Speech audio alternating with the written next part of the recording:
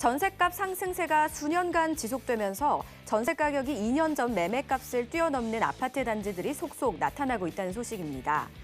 전세 가격 상승의 주요 원인으로는 규제 정책의 영향이 큰 것으로 보이는데요. 계약갱신 청구권과 전월세 상한제 등 임대차법으로 인해 집주인들이 집을 내놓지 않으면서 임대 매물이 품귀 현상을 빚게 됐고, 종합부동산세 등 각종 세금 부담이 강화된 것도 집주인들로 하여금 전세보다 월세를 선호하게 만든 요인으로 보입니다. 네, 저희가 앞서서 이 집값이 너무 비정상적으로 상승을 했다라는 부분을 조금 언급했었는데요. 그 맥락에 관련된 이야기인 것 같습니다. 전셋값이 2년 전에는 지금 아파트를 살 수 있는 금액보다 이제 비싼 경우를 굉장히 좀 심심치 않게 찾아볼 수 있다라고 합니다. 그야말로 천정부지로 좀 치솟았다라는 얘기로 볼 수 있을 것 같은데요. 이렇게 전셋값이 오르고 전세를 좀 찾아볼 수 없는 이유가 규제 영향이 크지 않을까 싶거든요, 대표님. 규제의 영향이 크다라고 표현하기로는 좀 모자라요. 거의 규제의 규제다. 영향을 네. 받은 거죠. 예. 자, 서울에 자가 보급률이 약 50% 정도 됩니다. 네. 그러면은 50%는 집주인이고 50%는 임차인이거든요. 50% 그 임차인한테 주택을 제공해줬던 사람들이 다주택자들이에요.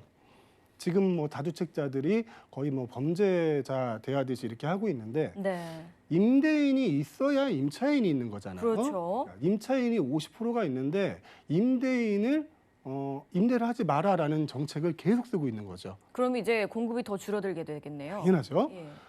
공급이 줄어든 상태에서 또 보유세 부담으로 월세 전환율도 커지고요. 예.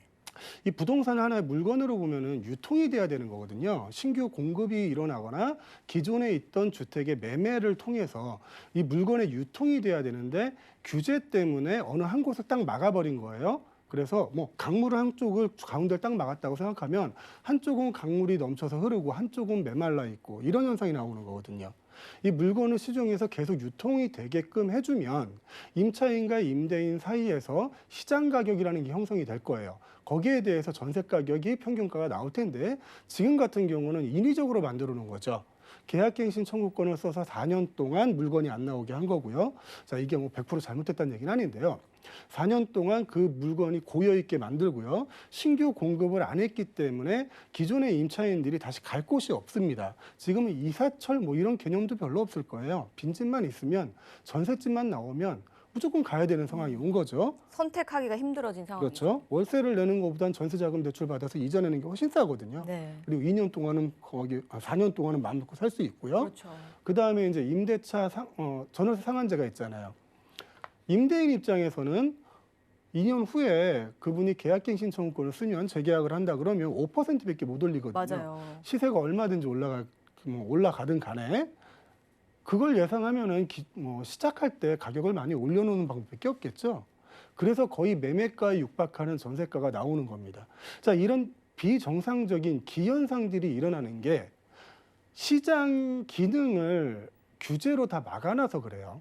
그러니까 처음에 하신 것처럼 규제의 영향이 있지 않을까 하는 게 아니라 거의 대부분 규제의 영향입니다. 그러니까 자연스럽게 흘러가야 되는 시장을 규제로 인해서 좀 좌지우지하려는 상황이 어느 정도 있다 보니까 좀 이런 현상이 생긴 거겠네요. 그렇죠. 자, 이게 뭐 정부에서 얘기하기에는 한시적인 효과다. 네. 조금만 지나면 나아질 거다라고 얘기를 하지만 지금 벌써 몇 년째입니까? 공급을 늘려주든가 아니면은 유통이 되게 매매를 풀어주든가 둘 중에 하나는 해야 임차인이 갈 곳이 나올 텐데 그 두 군데를 지금 다 막아놨거든요. 네. 그 혈관에 피를 딱 막아놓고 이쪽에는 왜 손이 차갑지? 이렇게 얘기하는 거 비슷한 내용인 것 같아요. 그래서 이런 규제들의 내용이 합리적으로 바뀌지 않는다면 이 전세난은 앞으로도 더 지속될 겁니다. 규제 내용이 바뀌지 않는 한 전세난은 계속 지속될 거라고 말씀을 해주셨습니다. 일단 전세 기간이 정해져 있기 때문에 2년이든 4년이든 돌고 도는 게 필요하거든요. 그런데 이렇게 전세 기간이 끝날 때는 또 전세가 잠겨버립니다. 월세로 그렇죠. 전환이 되거나 굉장히 상승을 하면서 이 모든 게 이제 임차인에게 전가가 되는 거잖아요. 그렇죠. 이게 그럼 계속해서 이어질 거라고 좀 보시는 걸까요? 잠깐 말씀드렸지만 네. 시장의 공급이 이루어지지 않는 한은 네. 전세 가격 상승은 뭐 불가피할 수밖에 없고요. 눈에 보이는 그런 상황이고요.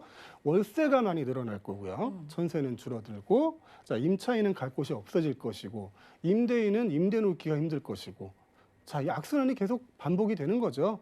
기존에 전세로 놓였던 그 집도, 그 임대 물건도 보유세 부담 때문에 이제 반전세나 월세로 많이 넘어가고 있다는 거 우리 확인을 했잖아요. 네. 이제 전세 물건 자체가 품귀 현상을 갖게 되고, 임대인 입장에서는 전세를 놓을 수 없는 상황으로 지금 만들어 가고 있는 거죠. 그래서 앞으로도 전세를 찾기는 점점 더 힘들어질 거라고 예상을 저는 합니다.